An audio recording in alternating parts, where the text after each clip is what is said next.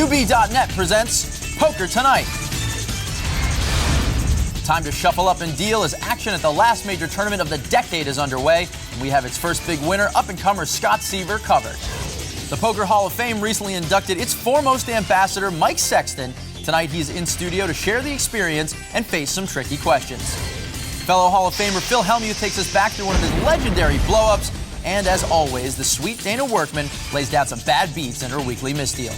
Plus, this week, Joe and I face off in a very special throwdown. We drop the gloves and square off face-to-face on poker's biggest issues. It could get ugly quick. Grab a seat, everybody. Here comes Poker2Nite. Hello and welcome to Poker2Nite. I'm Scott Huff, and alongside me, as always, and I do mean as always, is Joe Sebok. Joe, a huge tournament going on at Bellagio, and yet you made it back from Vegas to be with us. I do appreciate it. It stings. You know, I'm not going to lie. The Bellagio's going on. There's $1 million at stake over there. But you're not a bad runner-up prize. I'm not going to lie. Well, we certainly don't make $1 million an episode, so it's a big sacrifice for you. Well, my contract may be a little bit different, but, you know, you never know.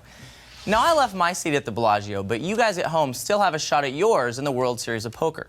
Pay attention a little later in the show for info on how to win over $30,000 in prizes in UB.net's new Pro Challenge.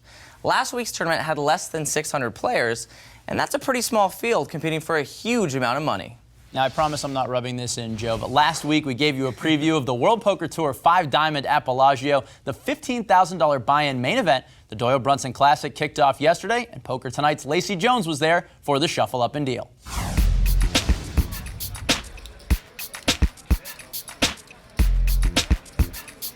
Hey everyone, I'm here with Jeff Madsen. Jeff, what makes the Bellagio tournaments the best?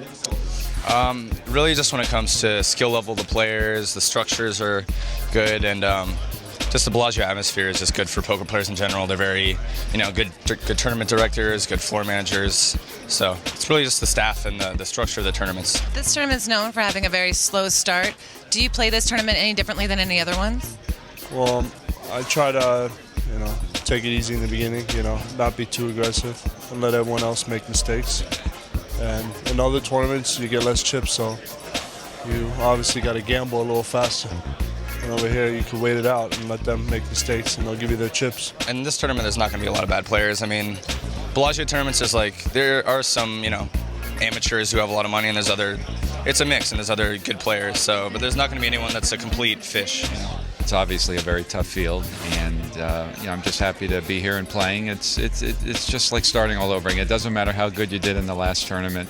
It's just going to be a great tournament to win or to make a final table, and I'm looking forward to playing. Thanks, Lacey. Joe, I'm hoping that just so things go a little bit faster today, you can just admit that it stings a little that you're not at Bellagio. It stings a lot. I'm not even going to try to hide it. I'm not even going to fake it. All right, well, even with the pricey $15,000 main event slated for a Monday start, the 5 Diamond high-stakes prelim event saw plenty of action. The 2-day 5K buy-in event wrapped up on Sunday, and Scott Seaver came out on top of a tough final table. He brought Poker2Nite along for his celebratory dinner at Las Vegas' Vintner Grill, where he recapped some of the final table action.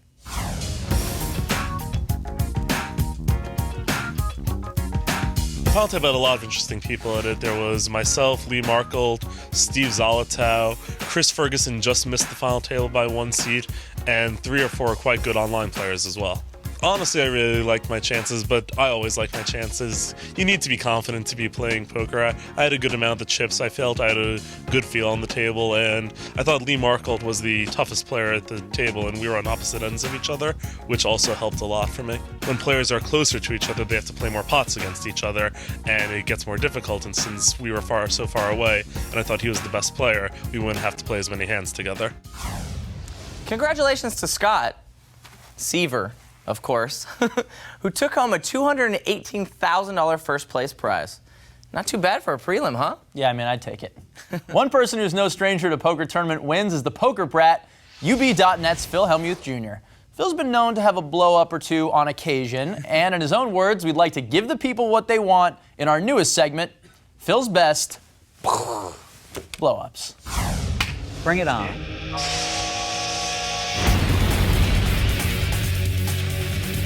Hello, I'm Phil Hellmuth Jr., and welcome to Phil's Best Blow-Ups. This hand took place during the 2008 main event at the World Series of Poker when Christian Dragomir thought it would be a good idea to call one of my raises, 175,000 more, with the 10-4 of diamonds.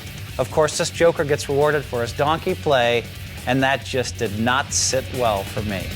All right, action on Christian Dragomir at 10-4 of diamonds. He's going to raise it to 80,000. You have aces? Nah, you don't have aces. I'm going to raise it. A re-raise from Phil to 255,000 with ace-king. Dragomir's Oh going to my call. God. And there is a 10 in there. Dragomir takes the lead with a pair of 10s. Check. Dragomir bets 300,000. This idiot guy over here. That was uncalled for. Mike, you tell him what Show I him the have. 3-8 offsuit or something. No, 10-4. Phil is stunned. Buddy, you're an idiot, is what you are. This is the state of poker. I'm an idiot with a staff. Whatever. Someone puts in Just $400,000 with 10-4, and the crowd celebrates like it's a good play. It's the worst player in history, and they're cheering. You are an idiot. I understand. He sucked out on you, but okay, it's poker. It's poker. To you, it's poker, man. To me, this is my life. And I really did apologize to Christian. I mean, I was way out of line. I think 53 times I had to bleep something. I do love you, Christian, but I am still the 11-time World Series of Poker bracelet winner, Phil Hellmuth Jr., and this has been Phil's Best Blow-Ups. Yeah, apology, not sincere. Oh, come on. Cut him some slack. I don't think I'm going to.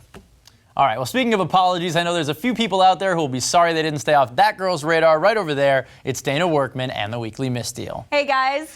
Coming up, Marcel Lusk's new album drops. 21-year-old Joe Catta visits Capitol Hill, and Darvin Moon thinks there might be a poker conspiracy. Conspiracy? What kind of conspiracy? They might be listening. Well, I guess you'll have to stick around if you want to find out about Dana's little conspiracy. Thank you.